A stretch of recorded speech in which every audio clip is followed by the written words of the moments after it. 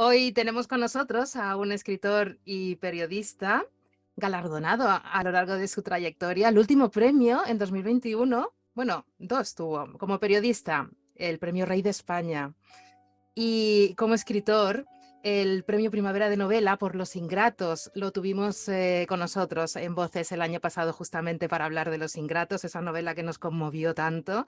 A mí personalmente me hizo hasta llorar. Me está tapando, no importa, así es una sorpresa. Y hoy viene a hablarnos de su tercera novela de ficción, en este caso Los Incomprendidos, también fue publicado con la editorial Espasa.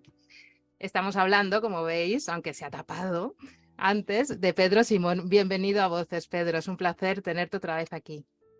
Muchas gracias, perdonad mi impericia con la tecnología, pero es que soy un macaco, con lo cual, si acabamos esto en tiempo y forma, No está bien es, todo. no es importante si luego nos cuentas historias como estas que Muy acabamos bien. de descubrir, también esas heridas abiertas de las que nos hablas desde tu perspectiva de periodista, pero también como escritor. Pedro, ¿qué es más complicado para ti? Las heridas abiertas de la no ficción, aunque basadas en la realidad, o las heridas abiertas de la ficción en las que tú mismo te tienes que abrir heridas para Mm. ahondar en ti. Pues fíjate, por paradójico que parezca, es más complicada la ficción. Esas heridas, ahí, hurgar ahí, viscerarte, viscerar en ti mismo, porque al final estás ahí, ¿no? Hurgando en ti. Cuando haces un reportaje, yo creo que estás hurgando en los otros y sabes ponerte ese impermeable con que llueva, no te afecta, ¿no? Tú terminas tu curro. Ayer estuve con una chica en Badajoz que tiene metástasis, que se está muriendo, estuvimos hablando de la muerte para un reportaje para el periódico. Y bueno, yo solo lo manejo bien, sé que hay ahí una distancia de esgrima que a mí no me toca, pero cuando escribes ficción, al final siempre estás con tus tripas y con tu plastilina, ¿no? Y Ujú. yo acabo bastante más arrasado cuando escribo ficción que cuando hago un reportaje, por duro que sea, digamos. Y ese tono íntimo que empleas, ese tono muy depurado, pero contundente, que nos hace vestirnos de los personajes y llegar a entenderlos incluso cuando no nos gusta lo que están haciendo, lo que están pensando, lo que están sintiendo. Y quizá lo que no nos guste también es ese reflejo que nos pones ante nosotros, porque podemos ser nosotros, ¿no? De algo de esto va Los Ingratos también. Ay, perdón, Los Incomprendidos. Sí, te he entendido. Los incomprendidos, sí. Sí, yo creo que la literatura funciona cuando es como un espejo, ¿verdad? Que habla del otro, cuando te concierne, cuando te interpela, cuando hace que se te pasen las paradas del autobús, cuando dices, coño, esto está hablando de mí. ¿Cómo puede ser que este tío está hablando de mí si no me conoce? Porque yo creo que al final los temas universales son muy parecidos. Son la culpa, el amor, es el odio, es el miedo, es la muerte, el desamor, por supuesto, es la esperanza. Al final eso está todo ahí, ¿no? O sea, que esto es más antiguo que la tos. Y cuando hablas de eso y hablas de verdad, yo creo que interpelas al otro y le concernes y le metes un poco el dedo en el ojo, que de esto va a escribir, de meter el dedo en el ojo. Y, y bueno, a mí me gusta que lo que escribo duela. Los Incomprendidos nace de un destilado que tiene que ver con muchas sobremesas y muchas comidas con amigos en las que te das cuenta que siempre acabas hablando de los hijos. Y siempre acabas hablando de los hijos y si son adolescentes, acabas hablando con el nivel de combustión mucho más alto y el nivel de frustración y el nivel de incomprensión, ¿no? Y, pero te das cuenta que es una mochila que compartimos todos. Y bueno, y de esto va Los Incomprendidos, ¿no? Las incomprensiones mutuas y de esta edad geyser que es la adolescencia, que se maneja ahí con monosílabos y con muchos silencios que no sabes muchas veces cómo abordar.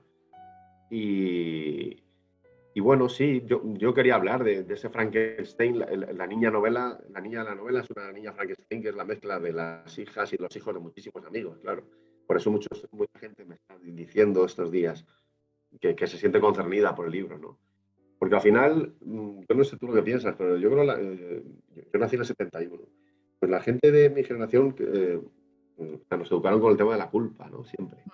El libro habla mucho de la culpa. Desde cuando tenía 6 7 años te obligaban a esto de por mi culpa, por mi culpa, por mi gran culpa, ¿no? Todos los días, como una especie de mantra yihadista que tenías que repetir, un disparate, ¿qué culpa va a tener un niño de 6 años, verdad? Bueno, pues con esto nos hicieron crecer. ¿Qué pasa? Que luego criamos a los hijos con culpa. culpa porque les has dado demasiado o porque no, porque les has gritado o porque no les has gritado a tiempo, porque les diste esto porque no se lo diste. Entonces es una mierda la culpa, pero siempre está ahí. Y, y veo que este tema de la culpa nos concierne mucho a los padres culpables, ¿no? Podríamos titular a los culpables también, ¿sabes? Absolutamente. Y la culpa que se encalla en los silencios, por, evidentemente por no saber gestionarla. Quizá también porque convertimos a nuestros hijos en objetivos que, bueno, están metafóricamente planeando a lo largo de la novela con ese objetivo roto desde el principio. Y tal y como tú lo expresas, si te leemos, fue como si se abriese una pequeña grieta en una esclusa que creíamos inquebrantable y todo se fuera inundando poco a poco, gota a gota, con la rutina y el transcurso del tiempo, hasta ahogarnos en pena y silencio. Ya no me abraza esa foto enmarcada de la cómoda, aunque me pese en las manos como un yunque, ya puedo cogerla. Inés creció muy deprisa a partir de aquel puente. Ahora que lo pienso, de eso va esta historia precisamente, de los objetivos rotos. Fíjate, yo creo que si los incomprendidos habla de algo, yo creo que es la mala gestión del trauma en una familia. Y habla de lo que ocupan los silencios, lo que ocupan las cosas no dichas. Y cómo, paradójicamente, esas cosas que no están acaban colonizando todo. Con una suerte de enredadera, va metiendo poco a poco en un muro y acaba derribando el hogar familiar. Y eso tiene que ver con lo que no nos decimos. Estamos en la era de la... Nunca nos comunicamos tanto, a pesar de mi impericia, como estamos diciendo tú y yo ahora, Lorena. Pero nunca yo creo que tampoco nos dijimos tampoco. Y esto en los ecosistemas pequeños de las familias se ven.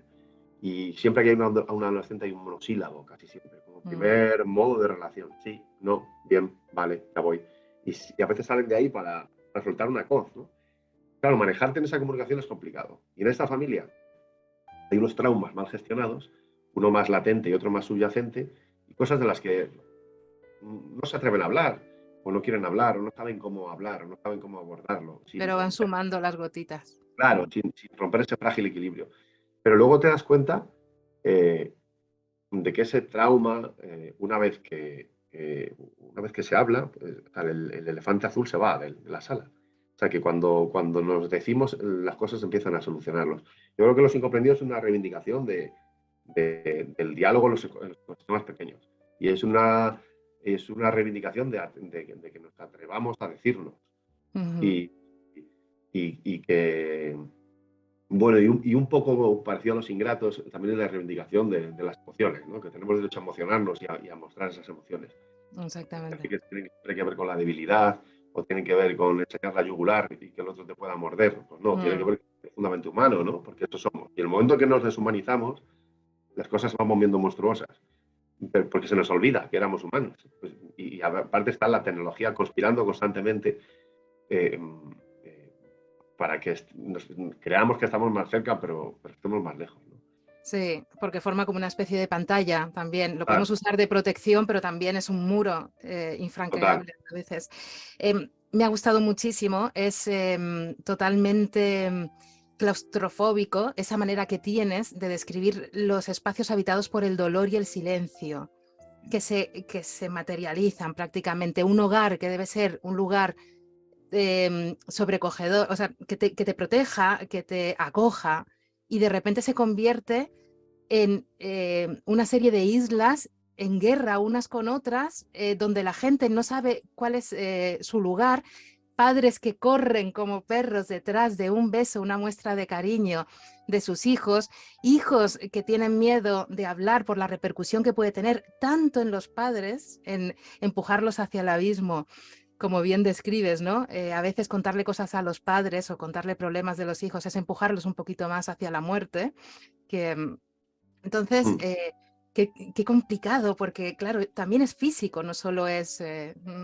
Sí, hay una frase en el libro que dice, lo malo de tener una casa más grande es que tocaba más metros para menos gente, ¿no? Esto va mucho a la escalera social a veces. A veces deseamos cosas y cuidado con las cosas que deseamos, ¿no? Porque a veces se cumplen. Entonces, este padre que viene de un barrio humilde, que puede ser cualquiera de Valencia, que la gente tenga en la mente, quiere aspirar a la familia, ¿no? Como todos, quiere aspirar a estar en ese otro barrio mejor que todos también tenemos en la cabeza de Valencia, que está no muy lejos del otro, que es humilde, ¿no? Entonces, luego, bueno, pues te das cuenta de que ese viaje tampoco era para tanto, ¿no? Al final, los viajes que tienen sentido son los que tienen que ver con los afectos, que siempre están por ahí. Y esos son los viajes que no resuelves. Las curvas peligrosas tienen que ver con estas, ¿no? No con los otros Mm. viajes. Y citabas tú el dolor, esta familia, ¿no? Está ahí con el tema del silencio, que es muy presente. Eh, el padre no se atreve a hablar y considera que su hija es una especie como de cofre, que a lo mejor está ahí encriptado. A mí me gustaba que en Los Incomprendidos se viera que los chavales también, aunque no hablen, aunque se manejen con monosílabos, también lo están pasando mal y también tienen su mundo interior y también les gustaría hablar, pero no se atreven, no saben cómo decirlo. Eh, Y ven cosas. claro, no están acostumbrados a hacer esa gimnasia. Y al final de esta familia, donde hay mucho dolor, como en todas, eh, yo creo que lo que hay, lo que la define es la mala gestión de ese dolor. Yo creo que no es, no envejecemos tanto porque nos aplasten los años, sino porque cuando dejamos que nos aplaste el dolor. De tal modo que todos estamos muy acostumbrados a ver gente que tiene 70 años que parece gente joven, porque ha Ujú. manejado bien su mierda. Y hay gente de 35 años que parece muy mayor porque maneja mal la mierda, ¿no? Y luego Es esto verdad. genera otra cosa, que es que la gente que maneja mal el trauma te genera rechazo. Ujú. Inconscientemente, porque todos subimos del dolor. Este tío que me va a dar la turra con su dolor, ¿no? Y la gente que maneja bien. Yo creo que la gente que maneja bien, pues sí, te parece atractiva siempre, porque te da luz, te da calor. Ujú. Yo creo que en esta familia se maneja mal los afectos, por lo menos al principio, durante mucha parte de la novela. Se maneja mal este dolor, el trauma. Y insisto en lo de antes, ¿no? El comienzo de la solución comienza cuando rompes ese muro de silencio y comienzas a hablar. En esta familia todos van al psiquiatra, que también Mm. me parece muy definitorio de estos tiempos, ¿no? Pero Y sí, interesante porque gracias a ese ejercicio, bueno, a ese esfuerzo o a ese recurso de acceder a un psiquiatra o a un psicólogo especializado, pueden comenzar a dar pasos hacia el entendimiento y la comunicación y la aceptación de muchas cosas en esas cartas que se mm, escriben, sobre todo el padre a su hija, ¿no? mm, sí, Qué, qué íntimo que es eso, el escribir para poder expresar. sí, es una forma de desnudarte, ¿no? Yo creo que la escritura casi siempre, los procesos terapéuticos tienen que ver con desnudarte. Y yo creo que la escritura que funciona es la que tiene que ver con alguien que se desnuda. Y yo creo que eso lo notamos. Cuando algo es de verdad y lo lees, lo Mm. notas. Ves que está hablando de ti, ¿no? Y en esta familia, pues sí, hay mucho muñeco roto y cada uno por diversas circunstancias y todos necesitan irse a un hangar a que les arreglen las piezas. Y bueno, y ese tránsito lo hacen y a mí me gusta que los personajes de la novela sean muy reales y sean personajes rotos, porque yo creo que hay una palabra horrorosa, es la pureza. Y Mm. yo creo que los bienaventurados los impuros, porque tiene mucho más que ver contigo y conmigo, ¿no? Que Sí, con sí. los que no. Y porque la pureza además tiene que ver con un supremacismo y tiene que ver con Mm. una posición hegemónica que tiene poco que ver con la realidad Con de el la ser gente. La humano. gente generalmente tiene cosas que arreglar. Mm. Muy poca la gente que no tiene cosas que arreglar. Y de esta familia, bueno, pues casi todos tienen cosas que arreglar. Y luego cuando rascas en la gente, en tus amigos, y a la tercera caña, que casi todo el mundo tiene cosas que arreglar. Lo que pasa es que muchas veces no te quieren ir con tu mierda. Ujú. Exactamente. También, aparte de esa culpa, tenemos como, bueno, está ligado a esto, cómo las fronteras entre conceptos no existen en realidad o son translúcidas entre la cordura y la locura, que abordas también la enfermedad mental y el impacto en Javier a lo largo de su vida y que le condicionó o le llevó a ser editor, eh, a tener una editorial. También algo muy interesante, tenía que ser editor, Javier. No podía ser periodista, podía haber sido Sí, periodista. podría haberlo sido, sí, pero me hacía gracia esto, ¿no? De que la madre arreglase vidas de verdad siendo neumóloga y él arreglase vidas de mentira siendo libro. Eh, ahí lo has tocado por ahí, ¿no? Muy rotos, como el tío esquizofrénico. Yo he levantado hoy una bandera por. Yo tuve un tío esquizofrénico y y quizás ha sido de las personas más inteligentes que he conocido. Todo el mundo que tiene por ahí un esquizofrénico en su vida sabe que son personas con una sensibilidad muy grande y con una inteligencia muy desmesurada, y eso es parte del problema luego de la Ujú, enfermedad mental, porque sienten todo muchísimo, ¿no? Y a mí gente así, igual que Los Ingratos, una persona sorda, analfabeta, nos abría el mundo, de algún modo a Javier, su hermano mayor, que es su hermano Paco, que es una persona esquizofrénica, pues también le abre el mundo, ¿no? Le lleva a este kiosco donde es el ultramarino de Los Ingratos, ¿verdad? Donde pasan cosas y donde se empieza a relacionar con el mundo. Y ahí, y ahí descubre la cultura y descubre la música y descubre también el amor de algún modo y la generosidad. Bueno, y yo quería que eso también fuese un espejo, ¿no? Porque muchas ujú. familias donde tenemos alguna persona con un problema parecido, pues no nos gusta que le ponga una etiqueta de loco ni cosas de estas, porque todo es mucho más complejo y Y todo requiere qué, una explicación. y qué duro es cuando va a visitarlo al psiquiátrico y no Sí, lo reconoce, porque claro, ya sí, no tiene esa chispa, que era claro, la claro, genialidad ligada a la locura, y de repente ve una persona que está medicada y que está claro. aplacada. Sí. Ah, Cosas parecidas he vivido yo con mi tío. Siempre están ahí cosas de uno, ¿no? sí. Y, y sí, ahí me gustaba mucho la imagen de la madre, ¿no? Que a pesar de que era el hijo al que más quería, de los tres, de Clara, de Ujú. Javier y de Paco, que es el que tenía la esquizofrenia, el que más quería era Paco. Y que para él siempre era su niño, a pesar de todo, y cómo le limpiaba, ¿no? La boca y le decía mi niño, mi niño. Sí, es precioso. Em, a mí me ha pasado algo, ya casi para acabar, se nos va el tiempo. A mí cuando hablo contigo Sí. se me pasa el tiempo muy rápido. Porque hay tanto que ahondar, pero bueno, lo más interesante es que la gente se lea el libro y se sumerja en esa historia de personajes que siguen acompañándote. Me acabo de sorprender esta mañana mientras estaba mirando las preguntas que no he respetado, que te iba, Obviamente. que te iba a hacer, obviamente, que te iba a hacer. Y me he dado cuenta de que a Celia, la madre de Inés, no le he dado importancia. No, o sea, solo le he dado importancia frente a Clara, a la Mm, tía, mm, que es como un personaje muchísimo más mm. contundente, y además esa relación que tiene con la casquería. La madre se mancha las manos salvando vidas, y la tía vende muerte, pero es la vida. Sí. Es algo muy bonito que has construido ahí, pero me he quedado muy sorprendida. ¿Por qué me ha ocurrido esto con Celia? Bueno, yo creo que todos en la vida querríamos ser Quijote, pero somos más Sancho Panza. Yo creo que todos en Ujú, la vida querríamos ser más tía Clara, pero a veces somos más Celia, somos más rollo con los hijos. Y en esto que hablábamos antes de la gestión del trauma, la gestión del dolor, cómo gestionas tú los residuos sólidos, como los sopranos. mm, Entonces, uno de los personajes que mejor gestiona esto, y por eso parece más joven, es la tía Clara. Un mm, personaje libérrimo, ¿no? Eh, que también tiene su mierda, pero siempre está mandando luz a los otros. Entonces, ujú. también es un homenaje a esos tíos que no tienen hijos, que se atreven a hablar de los hijos de los demás. Y Dice es, que y tenemos derechos.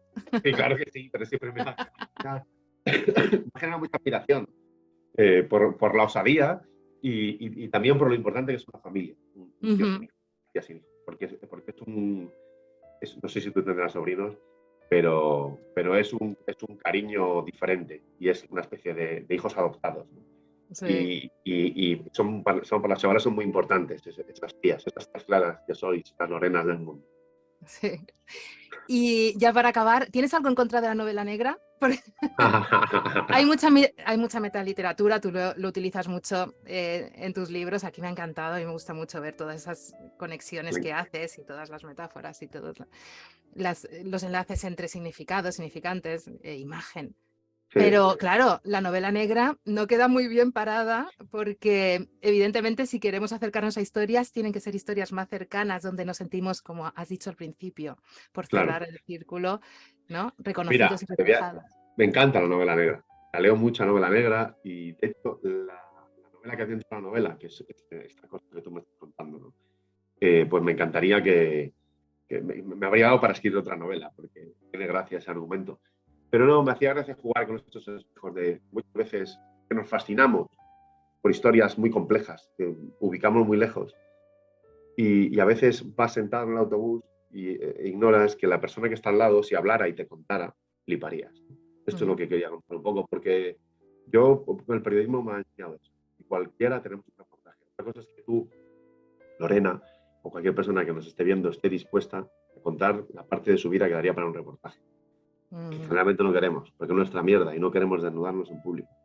Pero yo creo que todos tenemos un reportaje. Y tú ahora mismo estás pensando qué parte de tu vida daría para un reportaje. Tú tenías que haber estudiado psicología o psiquiatría Ahí. y dedicarte a ello. Oye, Pedro, muchísimas gracias. Nada, Te deseo muchos éxitos para que continúes escribiendo y creo que, como te decía fuera, o te puse en Skype, que luego ya no utilizamos esa conexión, utilizamos otra, pero has encontrado el tono que aúna muy bien tu experiencia como periodista y tu vocación como escritor. Así que, bueno, espero que sigas emocionándonos. oye, pues nada, como siempre, Lorena, muchas gracias y nada, vaya fenomenal con tu programa, que es estupendo. Gracias, Pedro. Nada, un beso muy Adiós. fuerte.